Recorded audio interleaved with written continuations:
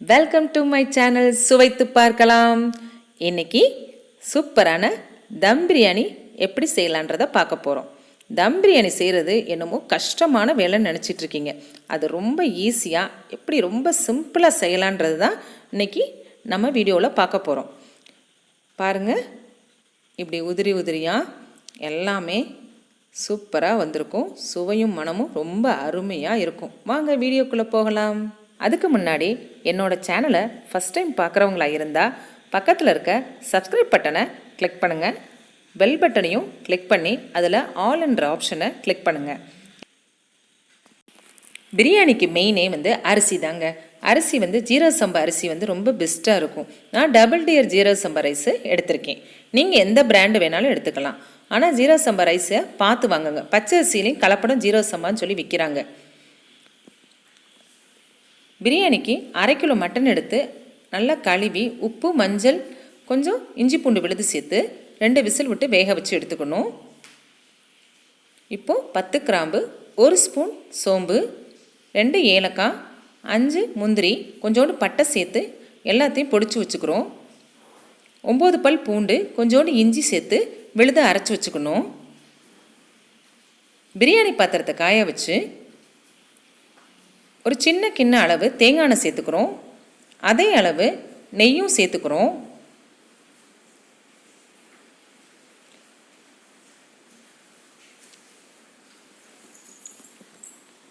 கொஞ்சம் எண்ணெய் காஞ்சதுக்கப்புறம் பட்டை, லவங்கம், சன்னாசிப்பூ, 2 ஏலக்காய் கொஞ்சம் எல்லாம் சேர்த்து பொரிய விட்டுக்கிறோம்.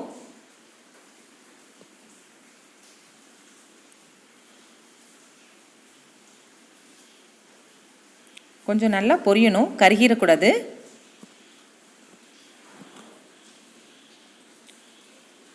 அப்புறம் 3 பச்சை மிளகாய் எடுத்து 2 கீறி வச்சுருக்கோம்.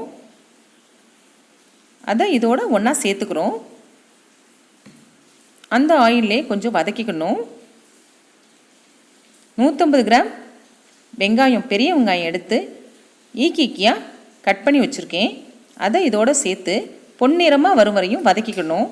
பிரியாணிக்கு பொன்னிறமாக வதக்கணும்.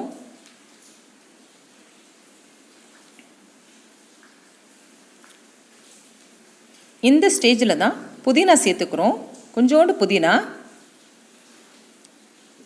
கொஞ்சோண்டு மல்லித்தலை, அதை கழுவி கட் பண்ணி சேர்த்துக்கிறோம்.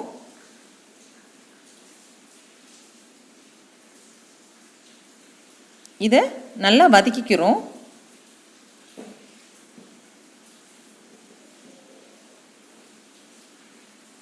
நல்லா வதங்கணும். அதோட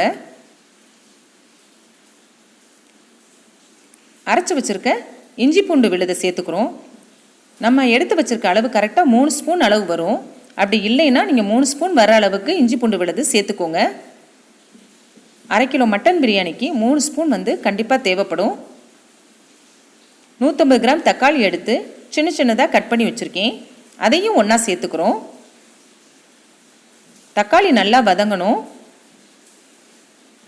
தக்காளி ரொம்ப சேர்க்கக்கூடாது.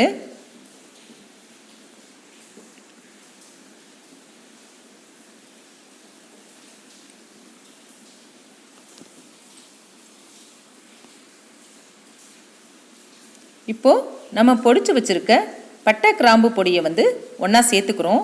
இதுதான் பிரியாணிக்கு நல்ல வாசம் கொடுக்கும், நல்ல டேஸ்ட்டும் கொடுக்கும். அது நல்லா வதங்கினோடனே 3/4 ஸ்பூன் தனி மிளகாய் பொடி சேர்த்துக்கிறோம். 1 ஸ்பூன் தனியா பொடி, மல்லித்தூள், அதாவது 1 ஸ்பூன் மட்டன் மசாலா பொடி சேர்த்து நல்லா வதக்கிக்கிறோம். 1/2 கிலோ மட்டன் வேக வச்சுருந்ததை இதோட ஒன்றா சேர்த்து மிக்ஸ் பண்ணிக்கிறோம். மட்டன் பிரியாணினா மட்டன் மசாலா பொடி 1 ஸ்பூன் சேர்த்துக்கோங்க. சிக்கன் பிரியாணினா சிக்கன் மசாலா சேர்த்துக்கோங்க. ரொம்ப சுவையாக இருக்கும். அரிசி 1/2 கிலோ எடுத்து அதை லைட்டாக தண்ணி களைஞ்சி ஊற்றிட்டு அப்படியே ஊற வச்சிடணும். தண்ணியோடு ஊற வைக்காதீங்க. 1/2 மணி நேரம் ஊறியிருக்கணும். அப்படி செய்யும் போது நல்லாயிருக்கும். பிரியாணி சூப்பராக உதிரி உதிரியாக வரும். இப்போது அந்த அரிசியை நல்லா மிக்ஸ் பண்ணி விட்டுக்கிறோம் அந்த மசாலாவோட. இப்போது நம்ம எடுத்துருக்க அளவில் 2 பங்கு தண்ணி சேர்த்துக்கணும். மட்டன் வேக வச்ச தண்ணியும் சேர்த்துக்கிறோம் அந்த அளவோட. இப்போ 2 பங்கு அளவு சேர்த்துட்டு 2 ஸ்பூன் கல் உப்பு சேர்த்துக்கிறேன். உப்பு நீங்கள் கம்மியாக சேர்க்குறதா இருந்தால் 1.5 ஸ்பூன் சேர்த்துக்கோங்க. இது ரொம்ப கரெக்டான அளவாக இருக்கும்.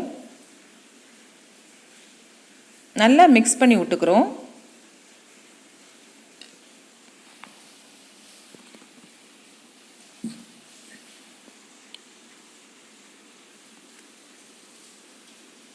இப்போ மூடி போட்டு மூடி வச்சிடுறோம். நல்லா கொதிச்சு வரணும்.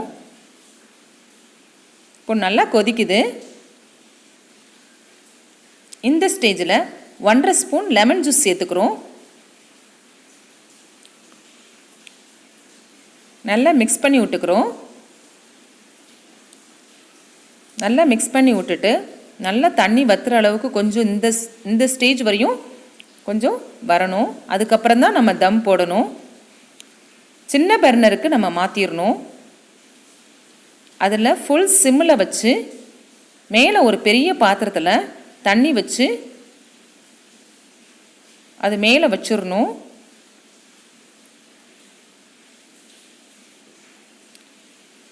பத்துலேருந்து 15 நிமிஷம் இருந்தால் போதும்.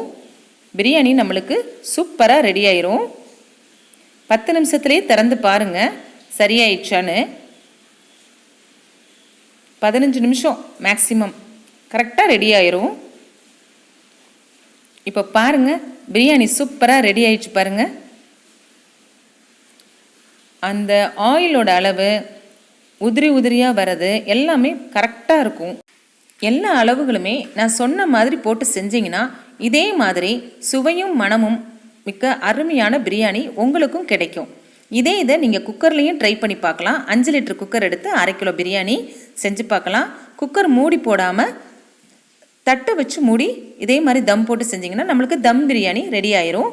இப்போ பாருங்கள், பார்க்கவே அருமையான ஒரு சூப்பரான மட்டன் தம் பிரியாணி நம்மளுக்கு ரெடி ஆயிடுச்சு.